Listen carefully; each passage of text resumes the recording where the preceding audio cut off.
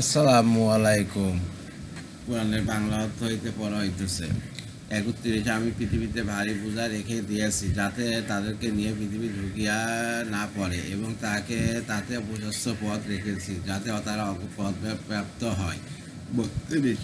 আমি আকাশকে সুরক্ষিত ছাদ করিয়াছি, অথচ তারা আমার আকাশস্থল নির্দেশাবলী থেকে মুখ ফিরিয়া রাখে।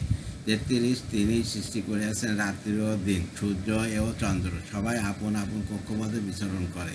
34। আপনার পূর্বেও কোনো মানুষকে আমি অনন্ত জীবন দান করিনি, সুতরাং আপনার মৃত্যু হলে তারা কি চিরঞ্জীব হবে? 2। 35। প্রত্যেককে মৃত্যুর স্বাদ আস্বাদন করতে হবে। আমি তোমাদেরকে মন্দ ও ভালো দ্বারা পরীক্ষা করে থাকি, আমাদের কাছে তোমার প্রত্যাবর্তনও হবে। 36। কাফেররা যখন আপনাকে দেখে তখন আপনার সাথে ঠাট্টা করা ছাড়া তাদের আর কোনো কাজ থাকে না। এদিকে কি সে ব্যক্তি যে তোমাদের দেবদেবীকে সমালোচনা করে, এবং তারাই তো রহমানের আলোচনা অস্বীকার করে। 37। সৃষ্টিগতভাবে মানুষ তরাভুবন, আমি সত্তরই তোমাদেরকে আমার নির্দেশাবলী দেখাবো, অতএব আমাকে শীঘ্রই করতে বলো না। 38। এবং তারা বলে, যদি তুমি সত্যবাদী হও তবে এই অদা কবে পূর্ণ হবে? 39। যদি কাফেররা সে সময়টা জানতো যখন তারা তাদের সম্মুখ উপদেশ থেকে অগ্নি প্রতিরোধ করতে পারবে না, এবং তারা সাহায্যপ্রাপ্ত হবে না। 40। বরং তা আসবে তাদের উপর অতর্কিতভাবে, অথবা তাদেরকে তা হতবুদ্ধ করে দেবে, তখন তারা তো রোধ করতেও পারবে না, এবং তাদেরকে অবকাশও দেওয়া হবে না। 41। আপনার পূর্বে অনেক রাসূলের নিকট ঠাট্টা বিদ্রূপ করা হইয়াছে, অথবা যে বিষয়ে তারা ঠাট্টা করত তা উল্টো ঠাট্টাকারীদের ওপরই আবর্তিত হইয়াছে। চতুর্থ রুকু 42। বলুন, রহমান থেকে কে তোমাদেরকে হেফাজত করবে রাতে ও দিনে? বরং তারা তাদের পালনকর্তার স্মরণ থেকে মুখ ফিরিয়ে রাখে। 43। তবে কি আমি ব্যতীত তাদের এমন দেবদেবী আছে যারা তাদের রক্ষা করবে? তারা তো নিজেদেরই সাহায্য করতে সক্ষম নয়, এবং তারা আমার মোকাবেলায় সাহায্যকারীও পাবে না। 44। বরং আমি তাদেরকে এবং তাদের বাপদাদাকে ভোগ সম্ভব দিয়েছিলাম, এমনকি তাদের আয়ুষ্কালও দীর্ঘ হইয়াছিল। তারা কি দেখে না আমি তাদের দেশকে চতুর্দিক থেকে গ্রাস করে আনছি? এক টিকা। এক সময় আসমান ও জমিন একত্রিত ছিল, পৃথক সত্তা ছিল না, অথবা তাদেরকে পৃথক করে দিয়ে এর অভ্যন্তরে অসংখ্য গ্রহ উপগ্রহ নক্ষত্রাদি সৃষ্টি করেন। অথবা জ্যোতির্বিজ্ঞানীরাও গবেষণা দ্বারা এটা স্বীকার করেছে। 2 টিকা। কাফের মুশরিকগণ রাসূলুল্লাহ সাল্লাল্লাহু আলাইহি ওয়াসাল্লামের মৃত্যু কামনা করত। তারা ভাবত নবীর মৃত্যু হলে ইসলাম বিলুপ্ত হইয়া যাবে। আল্লাহ তাদের এই মনোকামনার জবাব দিয়েছেন, জীব মাত্রই মরণশীল, অতএব নবীর মৃত্যু এটা নবুয়তের পরিবর্তন নয়, পূর্বেও অনেক নবী মৃত্যুবরণ করিয়াছে, এরপরও কি তারা বিজয়ী হবে? 45। বলুন, আমি তো কেবল ওহির মাধ্যমে তোমাদের সতর্ক করি, কিন্তু বধিরদেরকে যখন সতর্ক করা হয় তখন তারা সে সতর্কবাণী শোনে না। 46। আপনার পালনকর্তা আযাবের কিছুমাত্র তাদের স্পর্শ করলে তারা বলতে থাকবে, হায় আমাদের দুর্ভাগ্য, আমরা অবশ্যই পাপী ছিলাম। 47। আমি কিয়ামতের দিন ন্যায় বিচারের মানদণ্ড স্থাপন করব, সুতরাং কারোর প্রতি জুলুম হবে না। যদি কোনো আমল সরিষার দানা পরিমাণ হয়, আমি তা উপস্থিত করব, এবং হিসাব পূরণের জন্য আমি যথেষ্ট এক। 48। আমি মুসা ও হারুনকে দান করিয়াছিলাম মীমাংসাকারী পন্থ, আলো উপদেশ, আলো বিরোধীদের জন্য।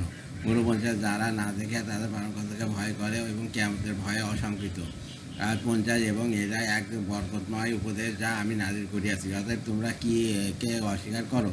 পঞ্চম রুকু 51। আর আমি ইতিপূর্বে ইব্রাহিমকে তার পন্থা দান করিয়াছিলাম, এবং আমি তার সম্পর্কে সম্যক পরিজ্ঞাতও ছিলাম।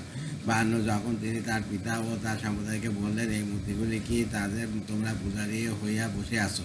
53। তারা বলল, আমরা তা আমাদের পিতামাতাদেরকে এদের পূজা করতে দেখিয়াছি। 54। তিনি বললেন, তোমরা প্রকাশ্য গুমরাহিতে আছো, এবং তোমাদের বাপদাদারাও। 55। তারা বলল, তুমি কি আমাদের কাছে সত্যসহ আগমন করেছো, না তুমি কৌতুক করছো? 56। তিনি বললেন, না, তিনি তোমাদের পালনকর্তা, যিনি নবমণ্ডল ও ভূমণ্ডলের পালনকর্তা, তিনি এগুলো সৃষ্টি করিয়াছেন, এবং আমি এই বিষয়ে সাক্ষ্যদাতা। 57। আল্লাহর কসম, যখন তোমরা সৃষ্টি প্রদর্শন করে চলে যাবে, তখনই আমি তোমাদের মূর্তিগুলোর ব্যাপারে একটি ব্যবস্থা অবলম্বন করব। 58। অথবা তিনি সেগুলো চূর্ণ বিচূর্ণ করে দিলেন ওদের প্রধানটি ব্যতীত, যাতে তারা তার কাছে প্রত্যাবর্তন করে। এক টিকা। এই আজ প্রসঙ্গে হযরত আয়েশা রাদিয়াল্লাহু আনহা হইতে বর্ণিত হলে এক ব্যক্তি একদা রাসূলুল্লাহ সাল্লাল্লাহু আলাইহি ওয়াসাল্লামের সম্মুখে বসে বসিল, এবং বলল, আমার দুইজন চাকর রইয়াছে, তারা আমাকে মিথ্যা বলে আর কারবারে বিশ্বাসঘাতকতা করে ও আমার নির্দেশ অমান্য করে, যার জন্য আমি তাদেরকে জবাবে গালমন্দ বলি ও ভাত দ্বারা মাঝে মধ্যে মধ্যে প্রচারও করি, তাহলে আমার ও চাকরদের মধ্যে কীভাবে ইনসাফ করা হবে? রাসূলুল্লাহ সাল্লাল্লাহু আলাইহি ওয়াসাল্লাম বলেন, তাদের অভদ্রতা ও বিশ্বাসঘাতকতা এক পাল্লায় ও তোমার খালমন্দ ও পর অন্য বেলায় তোলা হবে। আর যদি তোমার শাস্তি তাদের অপরাধের তুলনায় কম হয় তবে আমরা জানি তা ইহসানের মধ্যে গণ্য হবে। আর যদি শাস্তি বেশি হয় তবে যতটুকু বেশি হবে সে তুলনায় প্রতিশোধ ও কেসাস নেওয়া হবে। এই কথা শুনে সে ব্যক্তি অন্য জায়গায় গিয়ে কাঁদতে লাগলো। রাসূলুল্লাহ সাল্লাল্লাহু আলাইহি ওয়াসাল্লাম বললেন, কেন তুমি এটা পাঠ করো নাই? অর্থাৎ যে সে ব্যক্তি আরজ করলো, আমার এই রাস্তা ছাড়া আর কোনো উপায় নাই, আমি তাদেরকে এখনই আজাদ করে হিসাব নিকাশের ভয় হইতে নিশ্চিত হব। 59, তারা বলল, আমাদের উপাসকদের মধ্যে সাথে একরূপ ব্যবহার কে করলো? সে তো নিশ্চয়ই কোনো জালেম।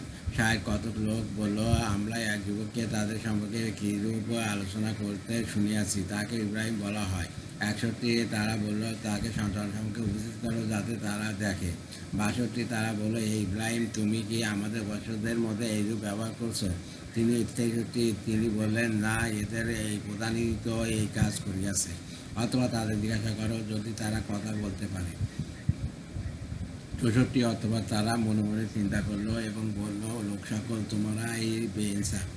65, অথবা তারা ঝুঁকে গেল মস্তক নত করে এবং বলল, তুমি তো জানো এরা কথা বলে না। 66, তিনি বললেন, তোমরা কি আল্লাহ পরিবর্তে এমন কিছু ইবাদত করো যা তোমাদের কোনো উপকারও করতে পারে না এবং ক্ষতিও করতে পারে না? 67, দিক তোমাদের জন্য এবং তোমরা আল্লাহ ব্যতীত আর যাদের ইবাদত করো ওদের জন্য, তোমরা কি বোঝো না? 68, তারা বললো, একে পুড়িয়ে দাও এবং তোমাদের বাচ্চাদের সাহায্য করো যদি তোমরা কিছু করতে চাও। 69, আমি বললাম, হে অগ্নি, ইব্রাহিমের উপর শীতল ও নিয়ামত হইয়া দাও। 70, তারা ইব্রাহিমের বিরুদ্ধে ফোন দিয়ে আঁকতে লাগলো, চাইলো, অথবা আমি তাদেরকে সর্বাধিক ক্ষতিগ্রস্ত করিয়া দিলাম। 71, আমি তাকে ও লোককে উদ্ধার করে সেই দেশে পৌঁছাই দিলাম সেই যেখানে আমি বিশ্ববাসীর জন্য কল্যাণ রেখেছি। 72, আমি তাকে দান করলাম ইসহাক ও পুরস্কার স্বরূপ দিলাম ইয়াকুব এবং প্রত্যেকে সৎকর্ম করলাম। 73, আমি তাদেরকে নেতা করলাম, তারা আমার নির্দেশ অনুসারে পথ প্রদর্শন করতেন। আমি তাদের প্রতি ওই নাজিল করলাম সৎকর্ম করার, নামাজ কায়েম করার এবং জাকাত প্রদান করার। তারা আমার ইবাদতে ব্যতীত ছিল। 74, এবং আমি লোককে দিয়াছিলাম প্রজ্ঞা ও জ্ঞান ও তাকে এই জনপদ থেকে উদ্ধার করিয়াছিলাম। যারা নোংরা কাজে লিপ্ত ছিল তারা মন্দ ও নাফরমান সম্প্রদায় ছিল। 75, আমি তাকে আমার অনুগ্রহে অনুভুক্ত করিয়াছিলাম, সে ছিল সৎকর্মশীলদের একজন। 76, 76, এবং স্মরণ করুন নূরকে যখন তিনি এর পূর্বে আহ্বান করিয়াছিলেন তখন আমি তার দোয়া কবুল করিয়াছিলাম, অথবা তাকে ও তার পরিবারবর্গকে মহাসংকট থেকে উদ্ধার করিয়াছিলাম। 77, এবং আমি তাকে ওই সম্প্রদায়ের যুবককে সাহায্য করিয়াছিলাম যারা আমার নির্দেশাবলীকে অস্বীকার করিয়াছিল, নিশ্চয়ই তারা ছিল এক মন্দ সম্প্রদায়, অথবা আমি তাদের সবাইকে নিয়োজিত করিয়াছিলাম।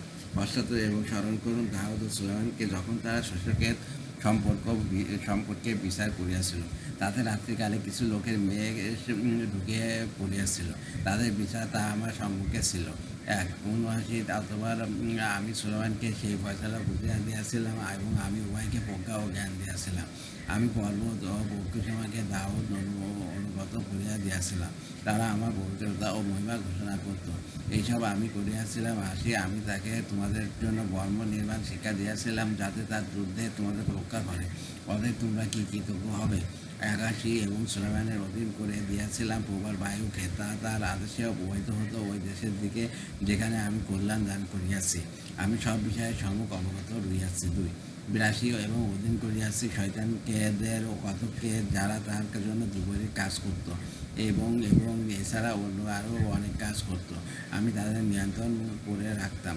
83, এবং স্মরণ করুন আইবের কথা যখন তিনি তার পালনকর্তাকে আহ্বান করে বলেছিলেন, আমি দুঃখপথে কষ্টে পতিত হইয়াছি এবং আপনি দয়াবানদের চাইতে সর্বশ্রেষ্ঠ দয়াবান। 84, অতঃপর আমি তাকে সাড়া দিলাম এবং তার দুঃখ কষ্ট দূর করিয়া দিলাম এবং তার পরিবারবর্গ ফিরিয়া দিলাম, আর তাদের সাথে সমপরিমাণ আলো দিলাম আমার পক্ষ থেকে কৃপাবশত, আর এই ইবাদতকারীর জন্য উপদেশ স্বরূপ। 85, এবং ইসমাইল ও ইদ্রিস ও জুল কুফরের কথা স্মরণ করুন, তারা প্রত্যেকে ছিলেন সরবরাহকারী। 86, আমি তাদেরকে আমার রহমতপ্রাপ্তদের অন্তর্ভুক্ত করিয়াছিলাম, তারা ছিল সৎ কর্মপরায়ণ। সাতাশি এবং মাছ অনার কথা স্মরণ করুন, তিনি ক্রুদ্ধ হয়ে চলে গিয়েছিলেন, অথবা মনে করিয়াছিলেন আমি তাকে ধৃতও করতে পারব না, অথবা তিনি অন্ধকারের মধ্যে আহ্বান করলেন তুমি ব্যতীত কোনো উপাস্য নেই, তুমি নির্দোষ, তুমি আমি গুণাগার, অথবা অষ্টাশি, অথবা আমি তার আহ্বান সাড়া দিলাম এবং তাকে দুশ্চিন্তা থেকে মুক্তি দিলাম। এক দাউদ ও সুলাইমান আলাইহিসসালামের বিচারের কথা। কোনো এক ব্যক্তি কয়েকটি মেষ রাত্রি বেলায় কৃষকের ক্ষেত্রে প্রবেশ করে কিছু চারা গাছের ক্ষতি সাধন করে ক্ষেতের খামি মালিক বিচারপ্রাপ্তি হইয়া হযরত দাউদ আলাইহিসসালামের নিকট মামলা দায়ের করে। নবী দাউদ আলাইহিসসালাম ঘটনা তদন্ত করে ক্ষতিপূরণ স্বরূপ ফয়সালের মূল্য হিসাবে মেষগুলো ক্ষেতের মালিককে প্রদান করতে রায় দেন। নবী সুলাইমান আলাইহিসসালাম বিচারের রায় শুনে বললেন, আমার মতে এটি সুবিচার হলো না। সে বলল, কিছুদিনের জন্য ক্ষেতের মালিক মেষগুলির দ্বারা জীবিকা নির্বাহ করবে, আর মেষের মালিক ক্ষেতটিকে পানি সেচন করতে থাকবে। ক্ষেতটি পূর্ব অবস্থা লাভ করলে সে মেষগুলো ফিরে পাবে। তখন দাউদ আলাইহিসসালাম নিজের রায়কে নাকচ করে দিয়ে পুনরায় পুত্রের রায়কে বহাল করেন। এই ঘটনার দিকে আয়াতে ইঙ্গিতও দিচ্ছে। দুটো মানসুর দুই টিকা বা বাতাসকে সুলাইমান আলাইহিসসালাম সাধন করে দেওয়া হয়। হযরত সুলাইমান আলাইহিসসালাম বিরাট প্রশস্ত কষ্টের তপত ছিল, তার উপর 6 লক্ষ আসন ছিল, তার পরিবার পরিজন সৈন্য সামন্ত যুদ্ধস্থ এবং মুমিন ব্যক্তিদেরকে নিয়ে যেদিকে যেতে ইচ্ছা করতেন বাতাসকে যেদিতে মুহূর্ত বাতাস তাদেরকে নিয়ে 1 মাসের রাস্তা কয়েক ঘন্টা সেখানে পৌঁছায় দিত। এইভাবে যাওয়ার সময় হযরত সুলাইমান আলাইহিসসালাম আল্লাহ ধ্যানে নিমগ্ন থাকতেন, ডানে বামে কোনো দিকে তাকাতেন না। ইবনে কাসির। আমি এমনইভাবে বিশ্ববাসীকে মুক্তি দিয়া থাকি। 89 এবং জাকারিয়ার কথা স্মরণ করুন, যখন সে তার পালনকর্তাকে আহ্বান করিয়াছিল, সে আমার পালনকর্তা, আমাকে একা রেখো না, তুমি তো উত্তম ওয়ারিস। 90 অতঃপর আমি তার দোয়া কবুল করিয়াছিলাম, তাকে দান করিয়াছিলাম ইয়া এবং তার জন্য ও তার স্ত্রীকে পোষাপদ করিয়াছিলাম। তারা সৎকর্মে ধাবিয়া করত, তারা আদেশ ও ভীতি সহকারে আমাকে ডাকত এবং তারা ছিল আমার কাছে বিনীত। 91 এবং সেই নারীকে আলোচনা করুন যে তার কাম প্রকৃতিকে বসে রেখেছিল, অথবা আমি তার মধ্যে আমার রূহ ফুঁকে দিয়েছিলাম এবং তাকে ও তার পুত্রকে বিশ্বাসের জন্য নির্দেশন করিয়াছিলাম। বা 92 তারা সকলেই তোমাদের ধর্মের, সবাই তো একই ধর্মের বিশ্বাসী এবং আমি তোমাদের পালনকর্তা, অতএব আমার বন্দী করো। 93 এবং মানুষ তাদের কার্যকলাপ দ্বারা পারস্পরিক বিষয়ে বিভেদ সৃষ্টি করিয়াছে, প্রত্যেকে আমার কাছে প্রতারিত হবে। 97 ও 94 অথবা যে বিশ্বাসী অবস্থায় সৎকর্ম সম্পাদন করে তার প্রচেষ্টা অস্বীকার করা হবে না এবং আমি তা লিপিবদ্ধ করিয়া রাখি। 95 যেসব জনপদ আমি ধ্বংস করে দিয়েছি তার অধিবাসীদের ফিরে না আসা অবধারিত। 96 যে পর্যন্ত না ইয়াজুজ ও মাজুজকে বন্ধন মুক্ত করে দেওয়া হবে এবং তারা প্রত্যেককে উঁচু ভূমি থেকে দ্রুত ছুটে আসবে। 97 অমুক প্রতিশ্রুতির সময় নিকটবর্তী হলে কাফেরদের চক্ষু উচ্চ স্থির হইয়া যাবে। হায় আমাদের দুর্ভাগ্য, আমরা এই বিষয়ে বেখবর ছিলাম, বরং আমরা গুনাহগারী ছিলাম। 98 তোমরা আল্লাহর পরিবর্তে তোমরা যাদের পূজা করো সেগুলো দুর্যোগের ইন্ধন, তোমরা তাতে প্রবেশ করবে। 93 এই মূর্তিরা যদি প্রকাশ হতো তবে জাহান্নামে প্রবেশ করতো না, প্রত্যেকে তাহাতে চিরস্থায়ী হয়ে পড়ে থাকবে। 100 তারা সেখানে চিৎকার করবে এবং সেখানে তারা কিছুই শুনতে পাবে না। 101 যাদের মধ্যে জন্য প্রথম থেকে আমার পক্ষ থেকে কল্যাণ নির্ধারিত হইয়াছে তারা বিপদ থেকে দূরে থাকবে।